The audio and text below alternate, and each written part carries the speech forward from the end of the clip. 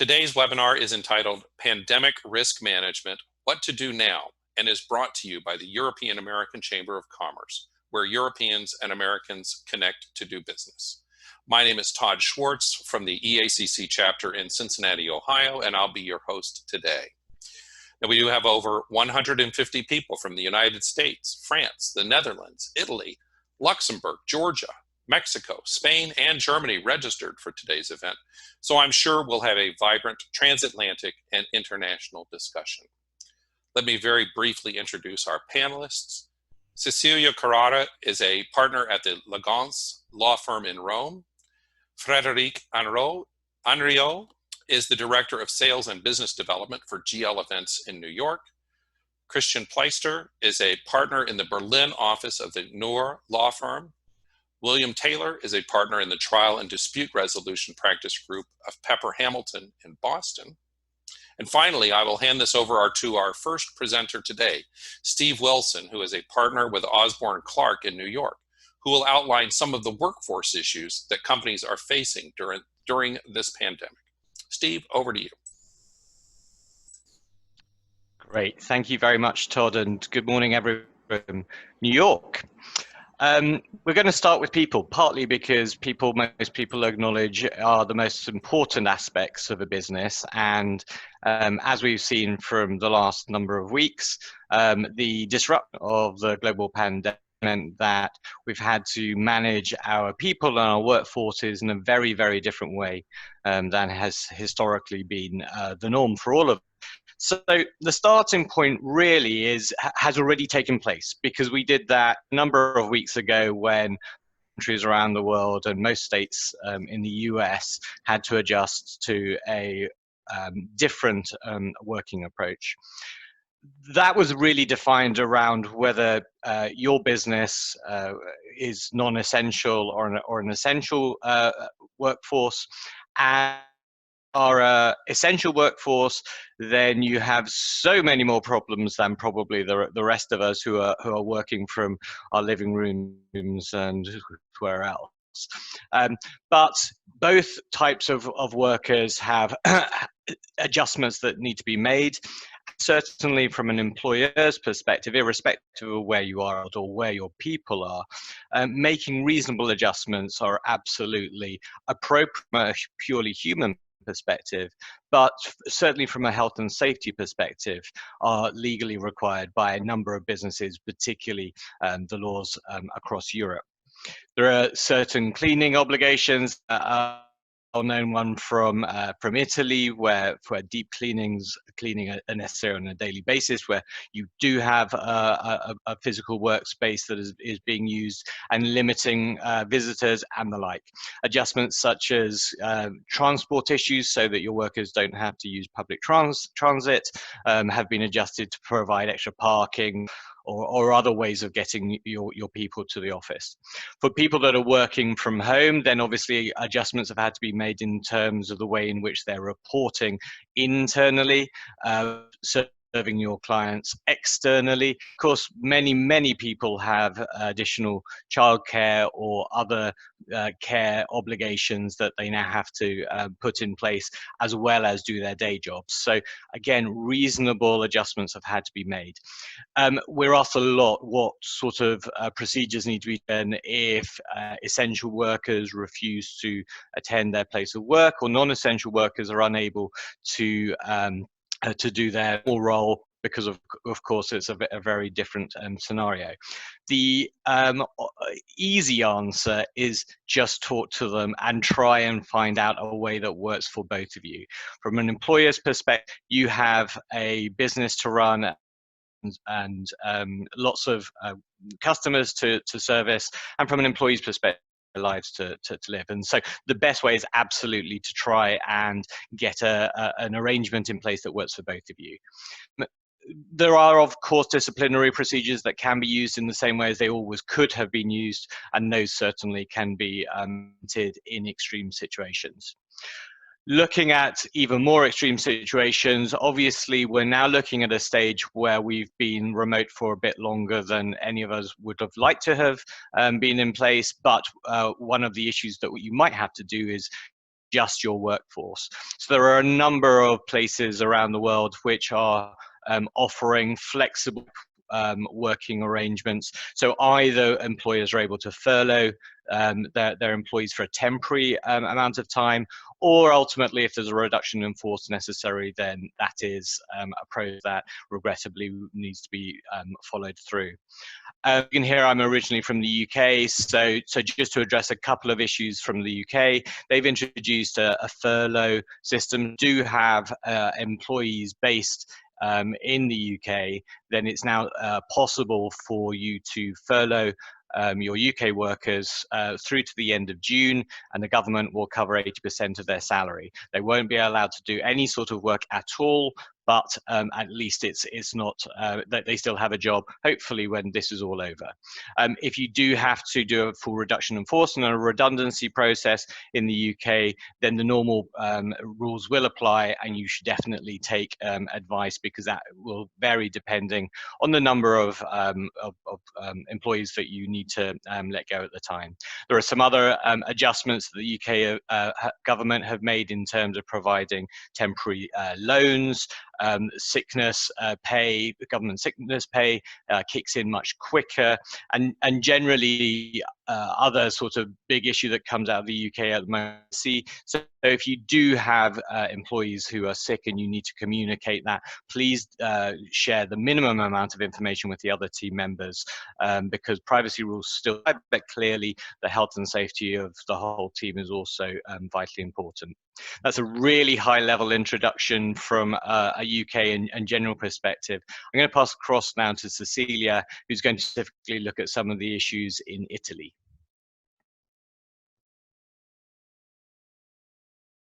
Thank you, Steve. Sorry.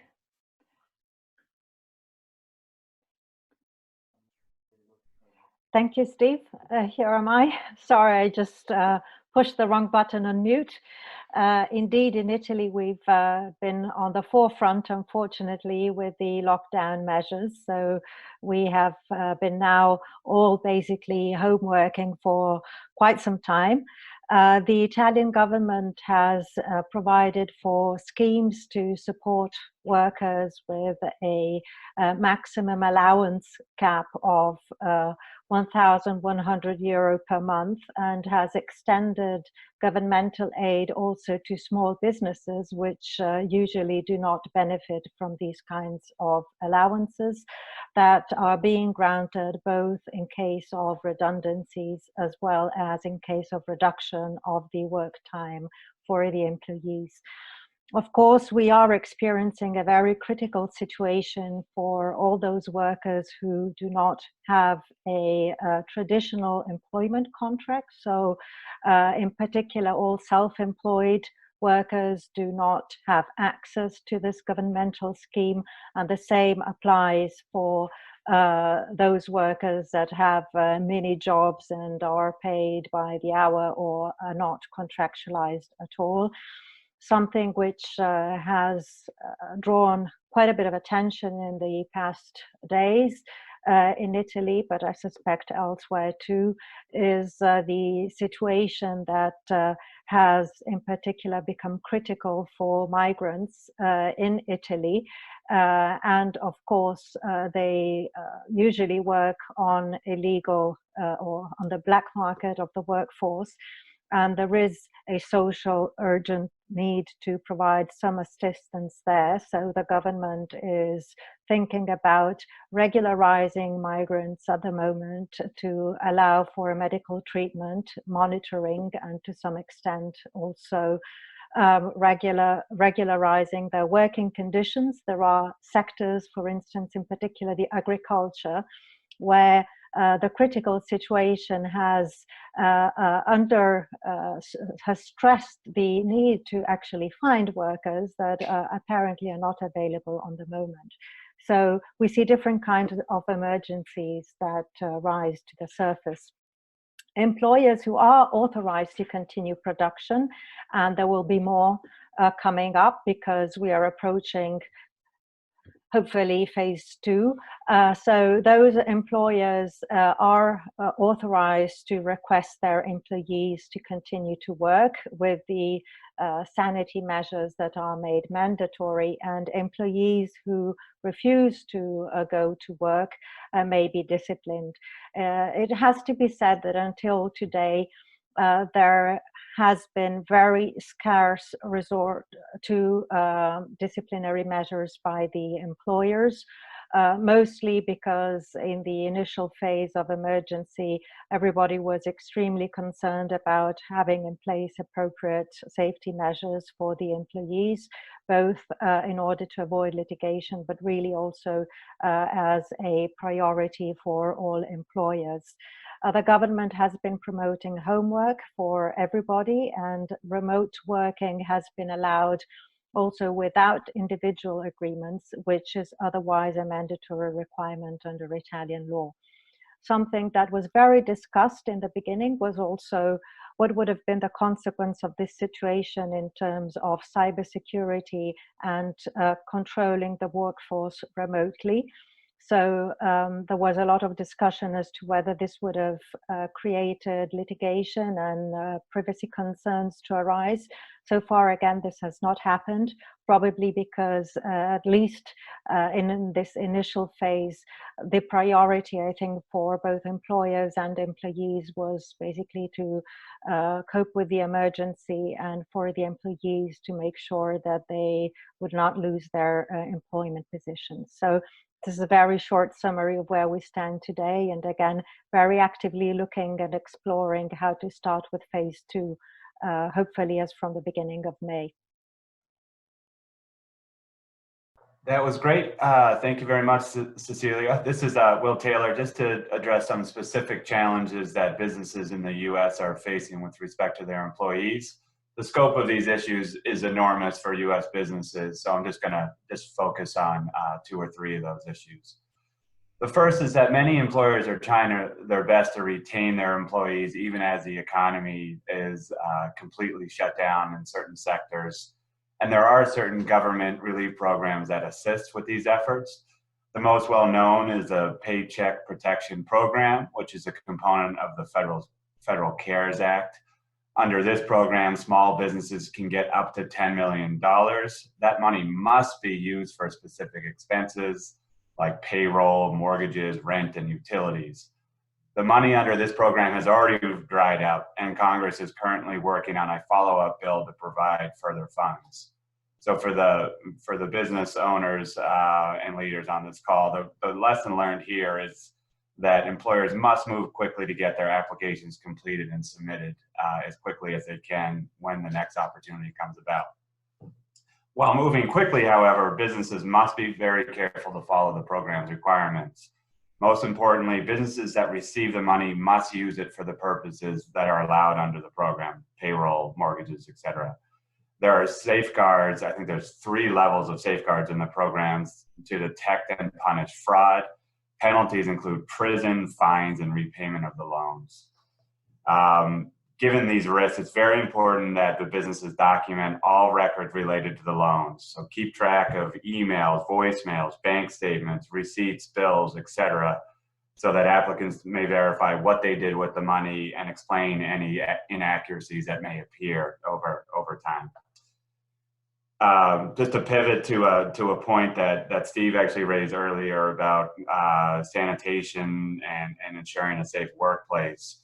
No surprise in the U.S., we're already seeing a substantial amount of litigation related to allegations of unsafe workplaces. We've got negligence lawsuits against employers for failing to provide safe workplaces. Walmart was sued for wrongful death because an employee contracted COVID-19, and his estate contends that happened because Walmart didn't follow appropriate safety measures. And there's been groups of nurses and state employees that have sued in New York, a group of a medical center, and in Alaska, they sued the state itself for failing to provide adequate personal protective equipment and to follow the CDC mitigation measures. With that, I'm going to turn it over to Frederique, if I may. Thank you, Will. So to be brief, because we have so much to cover today, I would say that based on all of those perspectives that you shared with us, it's going to be very, very complicated, obviously, and very challenging for the US and the European companies to retain their workers and then also to come to some agreements. But I think, in my humble opinion, that there is a few things that some of our companies and employers will have to keep in mind is really to lead from the front. I call it the captain attitude, but kind of like no one left behind, and embrace those changes that are coming, and it's changing every day. The law and the procedures and the regulation are changing. And so also be mindful that change is very personal and cultural. So if you have employees in the US and in Europe, the message might need to be slightly different. I would say that, you know, try to communicate as clearly as possible as an employer, because it is super complicated and changing very rapidly. So many of your employees will be very confused. And also get the pulse of your company. Just try to find out, are the employees adopting your views or not? And also communicate as much as possible with any channels that you have. Right now we're all on digital and web. Face-to-face is no longer possible, which is a challenge for everybody. And then collaborate. And I would say to the employers that if they can check on their teams at least 1 or twice a week. I know that for myself and for our company, that's what we do. And it's very valuable, even if it's just to say hi, and just reinforce as an employer your commitment basically to your employees. Cecilia, I don't know if you have anything at Legans that you've put in place since you have many employees as well. Yes, well, thank you, Frederique. We do have that approach that you just described as a law firm, which is a large firm for Italian purposes, but we are organized as self-employed as concerns the professionals, and employees are the members of staff.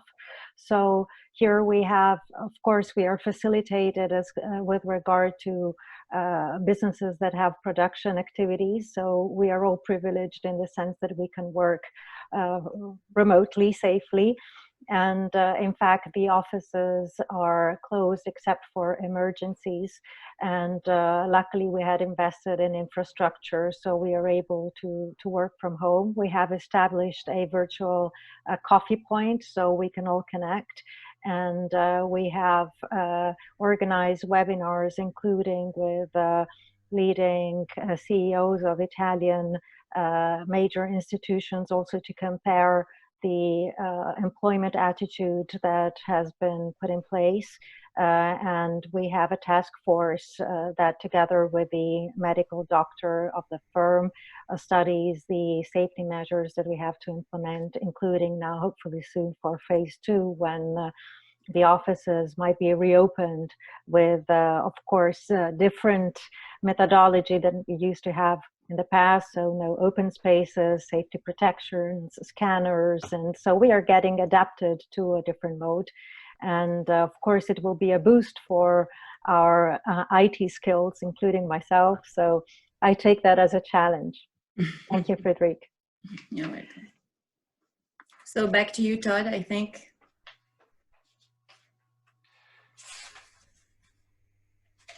So I think I'm going to jump in on the second topic, which is the major heading is risk management related to commercial contracts.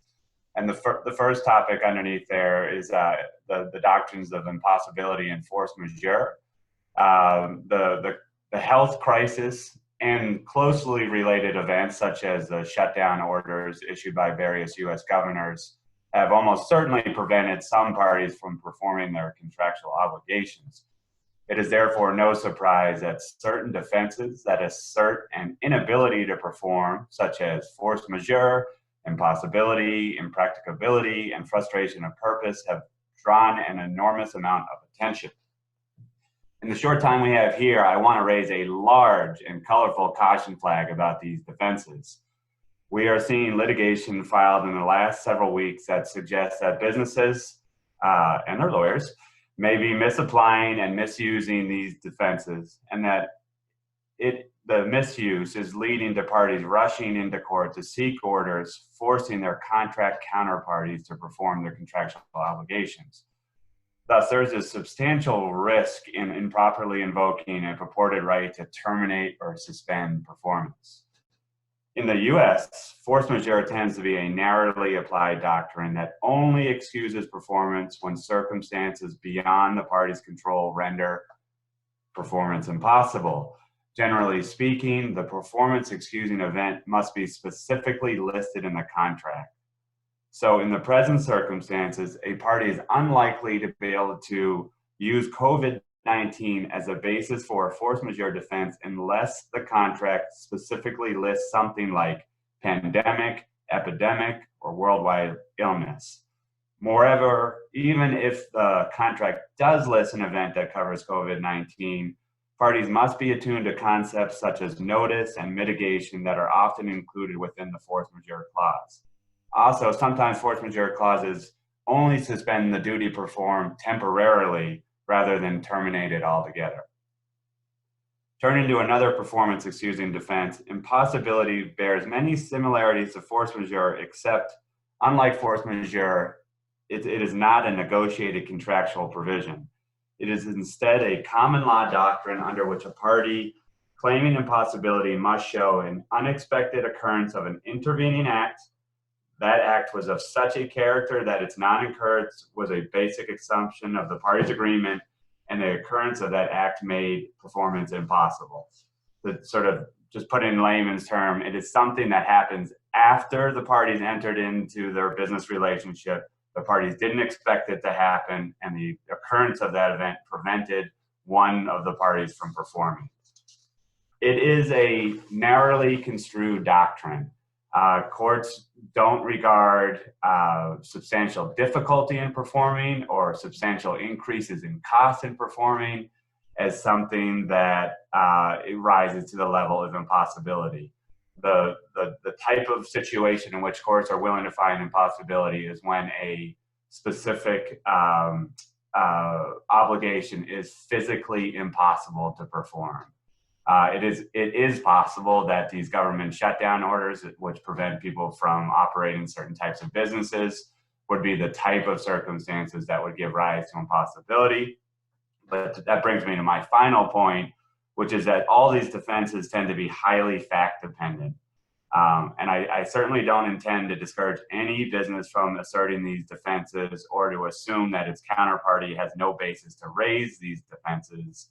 What I am encouraging is that businesses make sure that they properly consider the appropriate defenses before relying on them and consider alternatives to terminating or suspending performance, such as negotiating a resolution with your counterparty. With that, I'm going to turn this back over to Frederic.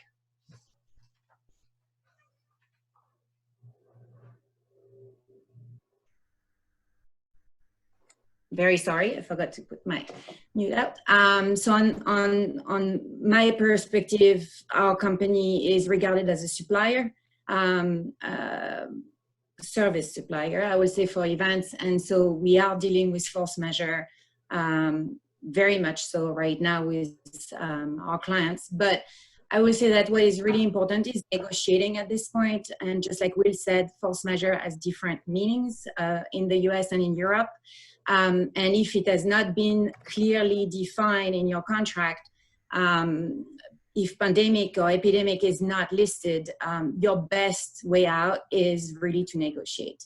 And why to negotiate also is because, to my point of view, relationship is has more value than your contract. We all want to get back to work. We all want to get back to a certain normal, even if it's a different normal. And the only way to preserve those relationships is really to negotiate. So I would say be very mindful. It's very emotional when things come so fast. it's easy to become a little bit aggressive, and it's okay to obviously turn to your legal department, but always keep in mind your client and your customers' needs and their challenges as well. And also not to forget that this is a temporary crisis. We don't know exactly when it will end, but it is temporary. And so you have to value those relationships because you have to really think long term. We all want to get back again to where we were in a certain way, even if it's in a different way. And then for us as suppliers, I mean, rebooking and postponement instead of canceling is really, really important. We have negotiated many contracts with very large firms, both in the US and in Europe, and we have encouraged postponement. And that has proven the best way.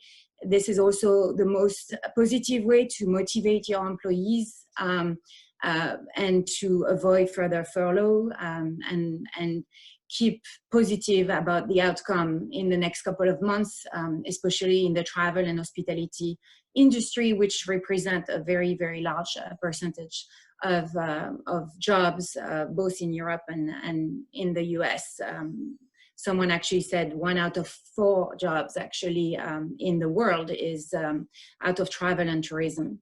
And finally, I would say that really it's really important to keep engaging with your clients, and again, like if you need to go through legal action, of course you should, but you should also engage on a more personal level and find out really build some emotional connection with your client or your supplier, and then just adapt to maybe their very personal issues at their local level, within their local market. If you're in the US and you're dealing with Europe, obviously the concern might be slightly different and the measure of your government might be slightly different. We are on a lockdown here in New York, for example, but the lockdown here is not the same as in Paris, for example, or in Germany, in Berlin. So you have to also kind of communicate on those terms. And yeah, I think there is a lot of article about this. It's what we would consider a disruption, and we need to really face those challenges and make our companies also a little bit more resilient for the future. So I think all of those will be good exercise. I'm sure that force majeure is going to change, and I think that everybody is going to revise and review their contract in the future years to come to better solution.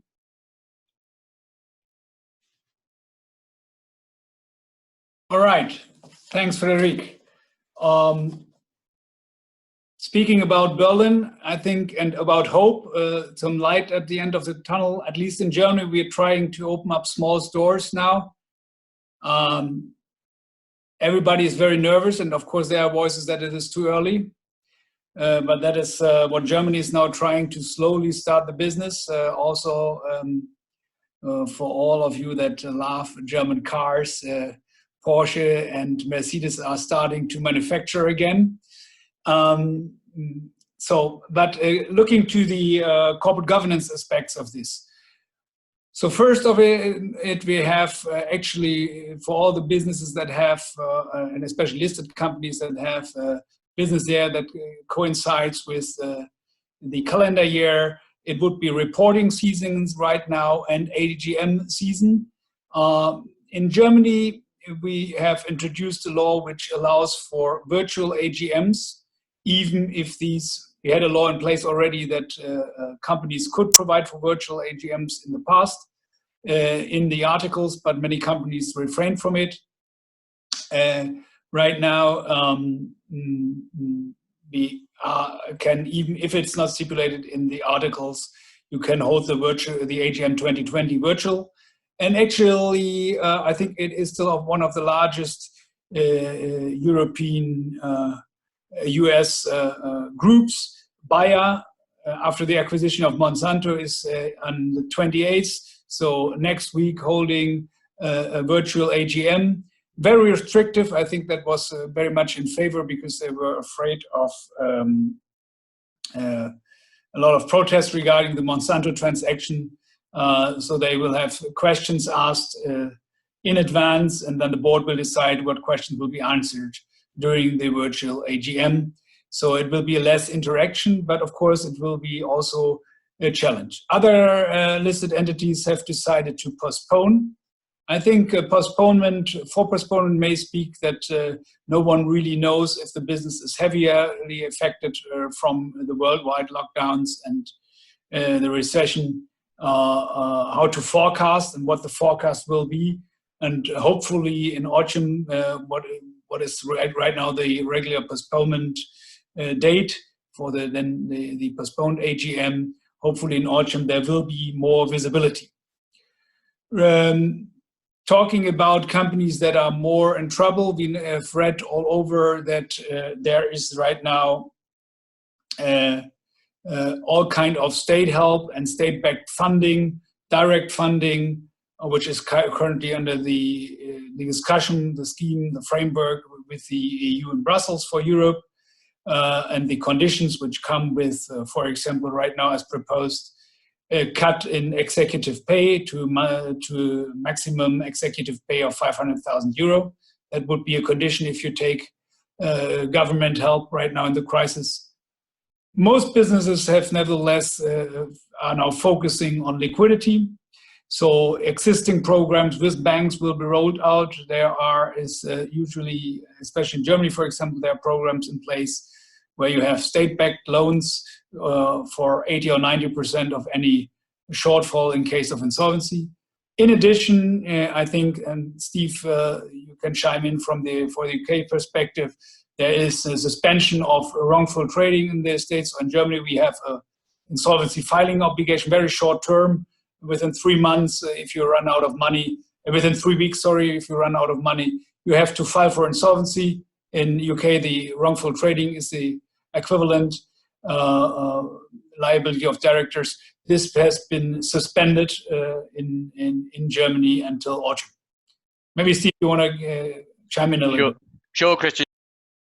Exactly the same in the UK. So there's a temporary suspension of the wrongful trading rules. So this is where the directors can potentially be directors can be held liable if they had a reasonable prospect of knowing that the company would go insolvent whilst they continue to trade. Clearly, during this pandemic, nobody has any clue what's going on, and so it was assessed that actually it would be fairer from a fiduciary duty, from a director's duties perspective, to suspend that basically in the UK from the 1st of March for 3 months.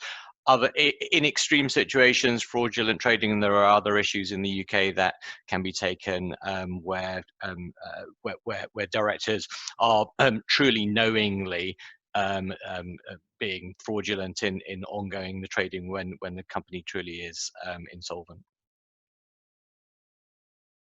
Back to you, Christian. Yes. Okay. So I think that is probably true in most jurisdictions, that there is a suspension of filing requirements. Nevertheless, companies will have to assess whether there is their situation, given that some companies already have pretty high debt levels, is sustainable if they've lost a quarter of the year, 25% or more of their revenues. Whether they in the end will be able to avoid out of court or in court restructuring. And we expect that this will be the question. But for the businesses opening up, I think Cecilia has already pointed out how they handle it at the law firm at Leganze, that they basically have a medical staff, medical advisory team. I think that is what we see with most businesses. So all production being reopened is first after a thorough hygiene and healthcare assessment.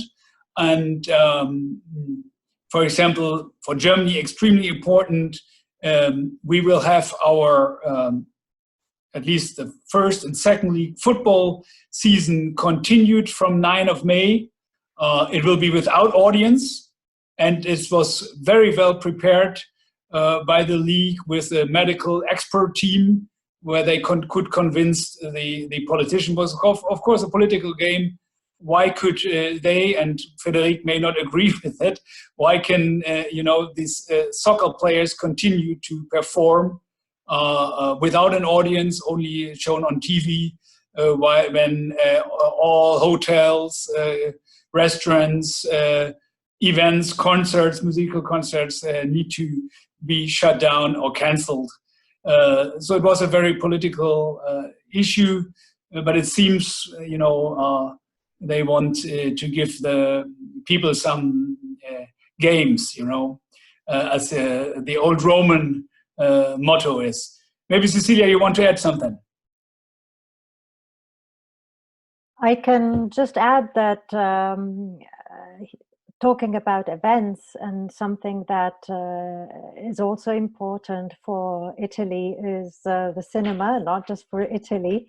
So something similar that has been addressed as the football season is it has been decided that there will be the Venice Cinema Festival in September, but it will be without the audience. So again, I think this applies to all businesses across the sectors, thinking about new ways to let the show go on, though in a different way. So, of course, cinemas with drive-ins are now out of fashion, but one can think about different ways to continue the activities. And I think this webinar is an example as well. And coming to our legal profession, I just would like to draw the attention to the fact that even if court proceedings are suspended in Italy and in most of the places, arbitration proceedings carry on. So this is also a big business sector, and the arbitral institutions have issued joint guidelines to the parties to explain, and to the arbitrators to explain how also large hearings may be held through the aid of IT devices. And that is also an example of how all professions can be reinvented or reshifted in a way to maximize the use of the technological devices that we may benefit from. So arbitration proceedings are not being suspended currently, even though, of course, we are all trying to adapt through different means of being together remotely. Back to you, Chris. All right, I think another point we wanted to make is quickly discuss about different forms of state, not only state aid and state action, but what we are seeing and discussing on a European level right now is state intervention and also state equity participation, or even taking control. Here, I think it is right now discussed, or the means are right now discussed. There's a proposal by the European Commission, because of course that has to be aligned with restrictions on state aid and allowing for competition within, free private competition within the European Union. There now discussed very strict rules how the state will have to exit a participation that it takes right now. But obviously, if you look at, for example, at the airline industry, there will be potentially nationalizations, or at least states taking equity stakes. And just turning back quickly to you, Cecilia, because with Air Italy, you have a long-standing experience with a state-owned airline. Thank you, Christian. Indeed, I think not just in Italy, but in particular in Italy, we will be seeing more state in the economy, and this is in two different ways. As you were pointing out, on the one hand, we are likely to have more nationalizations or temporary requisitions. And on the other hand, it is likely that we will see, again, not just in Italy, but certainly in Europe, and we read on the press also elsewhere, more stringent controls when it comes to foreign investments, at least in some strategic sectors. So starting from the point of nationalizations and temporary requisitions, we have already been seeing requisitions in the medical sector. So you can think of private clinics, laboratories. We've had this big issue that we read was also a big problem in the US. So not very many labs being able to process the tests for COVID, for instance, and not many hospitals available for patients that need to be isolated. So these are measures that specifically relate to the COVID emergency and have had to be dealt with in terms of requisitions and again providing adequate indemnification to the owners, but also nationalization measures that should be temporary in nature with regard again to sectors that are related to healthcare, but not only, generally sectors that are critical for the general interest and the public order. Likewise, in Italy, we had, for example, one case, we are having one case where the exit of the state was announced from a large bank, and the exit of the state will have to be postponed. It has already been announced. So it can also work in the sense that privatizations and exits from the state, from economy, private sectors will be delayed, will not be happening soon. Questions that are likely to be raised in this context: which are the criteria for the indemnification? Have the decisions been taken fairly and on a not discriminatory basis? Were they proportionate with regard to the circumstances that needed to be addressed? Was there procedural transparency and respect of due process rules? And more generally, is there a right to investment protection faced with the opposing public interest need of the state? The second area where we will have more state control, as mentioned, is what goes in Italy under the name of golden powers. So the state may have a right to veto or impose condition with regard to acquisitions by foreign investors of relevant participations of Italian companies in critical business areas. Now, this screening mechanism was already in place in Italy, but limited to areas such as telecommunication, transportation, defense. Now, these areas have been broadened significantly. The financial and insurance sectors have been included in the areas where acquisitions by foreign investors are subject to scrutiny by the government.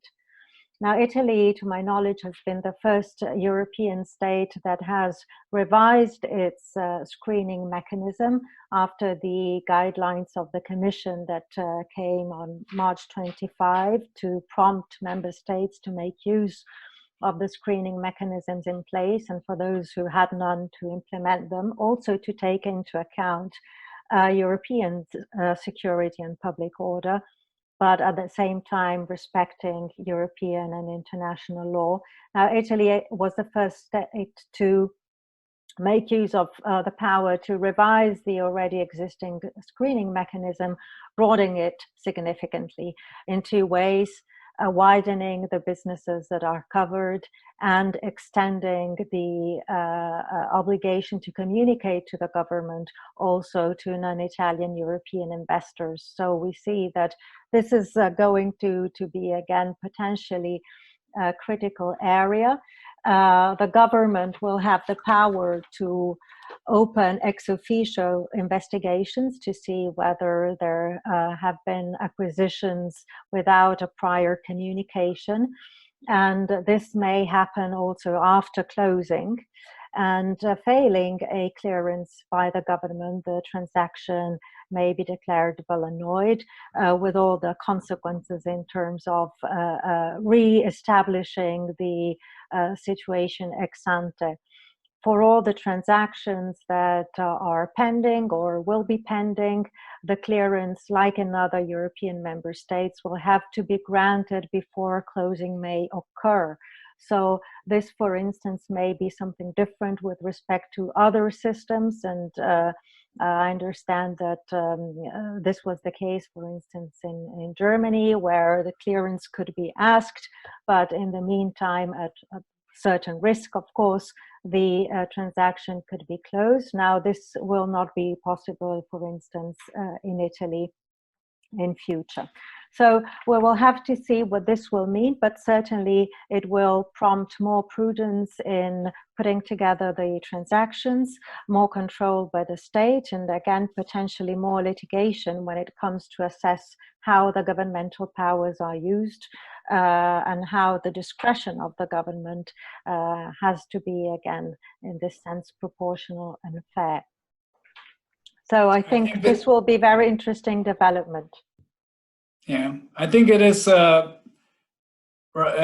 now indeed a time where we see a lot of politicians resort to nationalization and their very national view.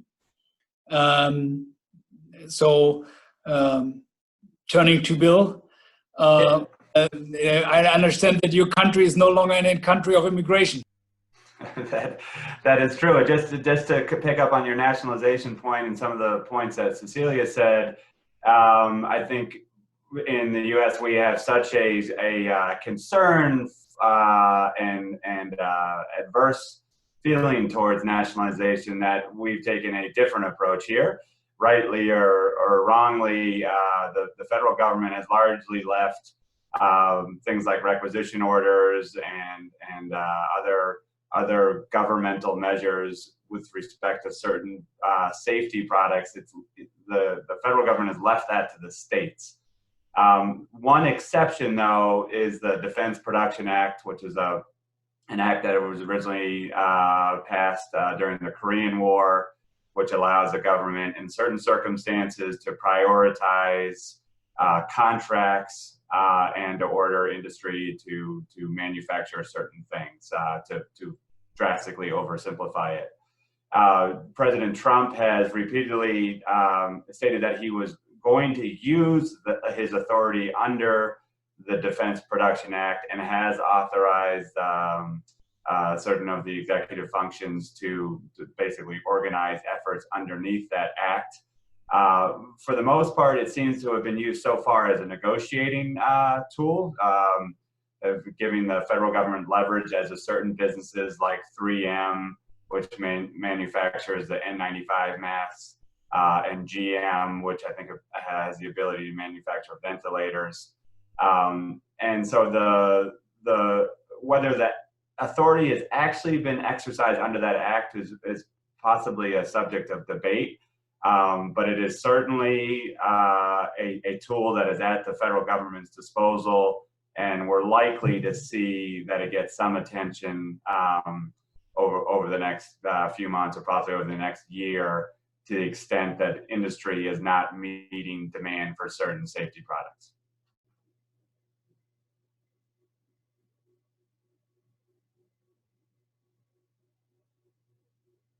Okay, then I think the question is the outlook. As I said, my perspective would be healthcare will be very important. Opening up business, returning to the offices will only work when embedded in a probably healthcare plan, health protection plan with a lot of protection measures, until we have a vaccine. There will be only a shortage on protective gear and mask, but also on healthcare minds and healthcare professionals who need to advise corporates. Corporates are in need to have this in place, and everybody will have this in place. And then, of course, the other concern which we expressed right now here is what we have seen post the financial crisis, a tendency towards deglobalization and nationalization. Although my personal view would be that we will continue to have global trade, and globalization will continue. Right now, the vast majority of masks are bought in China and continue to be bought in China and manufactured in China. While there is some local manufacturing starting up, I don't see a rush of entrepreneurs rebuilding high-end, high-technology facilities that still are maintained in the Western industrial countries into facilities that produce masks, even if they have some government protection and some government funding for a part.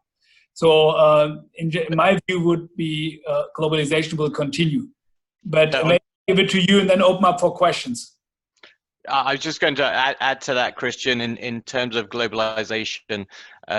Certainly for office-based workers, a lot of feedback that we've had is that it's worked surprisingly well. And so actually having a global workforce is subject to time zones could well continue, because many employees will be less keen to go back into the workspace, particularly the more modern co-working type of arrangements where you don't have a separate office space. You often have shared desks, which obviously need to be regularly cleaned, etc. So actually the sort of, I suppose, medium term, the next 6 to 12 months could well see an extension of the slightly more remote working than certainly we came from originally. And certainly I think a lot of people are finding that that getting into a routine based from home is working quite well compared with how people originally thought was going to be the case when the end of the world was nigh. But so hopefully that will actually encourage people to continue to think widely and certainly globally. Anyone else have any thoughts on the return to work? I'll just quickly comment, if I may. So what a big impact on businesses in the United States was, and I'm sure there was corresponding orders in other countries, were the shutdown orders from governors here. When our clients received those, there was a rash of work of what are we going to do now? What does this mean?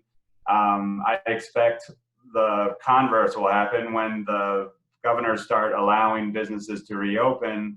There's going to be a similar challenge for businesses of what do we do now? How do we safely do this? And as Christian pointed out, how do we do this responsibly? Like, are there enough professionals out there, or are the directives clear enough out from the CDC and the like to guide us as we reopen our business, so that our employees have a safe place, or our customers have a safe place, or our vendors have a safe place? I think all of those will be issues we'll probably face over the next year, and sort of unless and until there's a vaccine developed, I think these issues about how do we ensure safety are going to continue to circulate as the businesses start to reopen.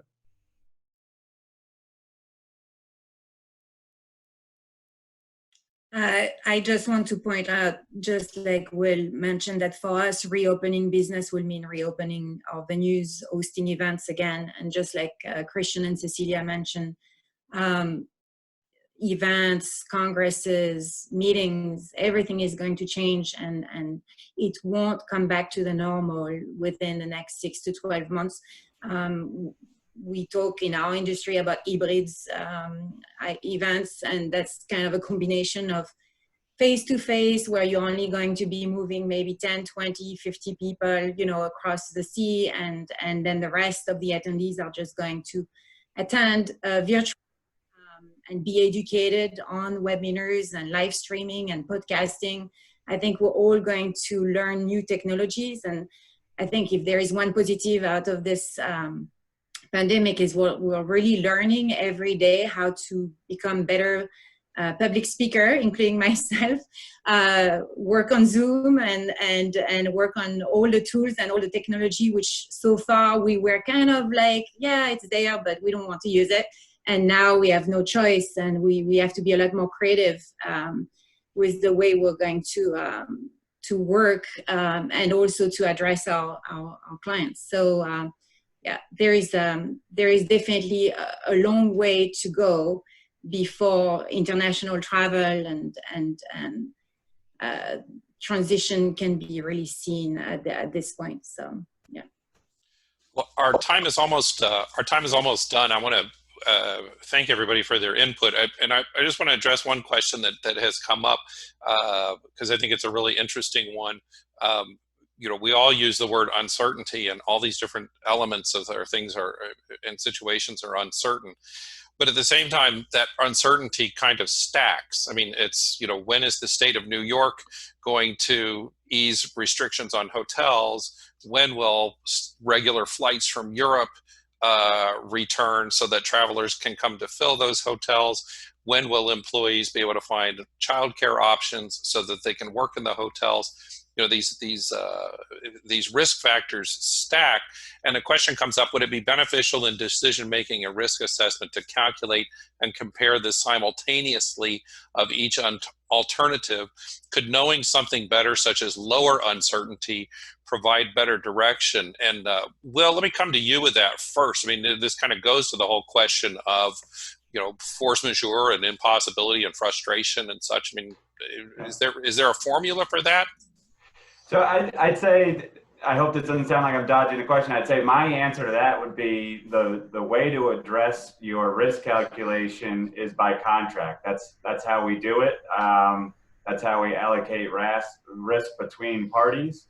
And what one party might see as a low risk, another party might see as a high risk. So I'm not sure there's a specific formula that could come out, but certainly as you enter into your contracts, you should be assessing what are the greatest risks to the success of this contractual relationship, and how are we going to allocate the risk between the parties.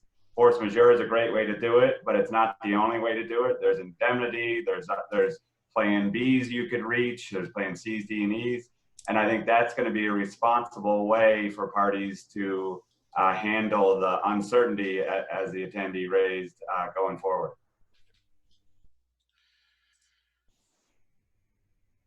Well, clearly we could go on for hours. I mean, there's so many elements that come to this, but we have come to the end of our time. I want to say thank you to our panelists, Cecilia Carrara, Frederic Henriot, Christian Pleister, William Taylor, and Steve Wilson for sharing their experience and their insight. I want to thank everybody for joining our discussion today on pandemic risk management, what to do now.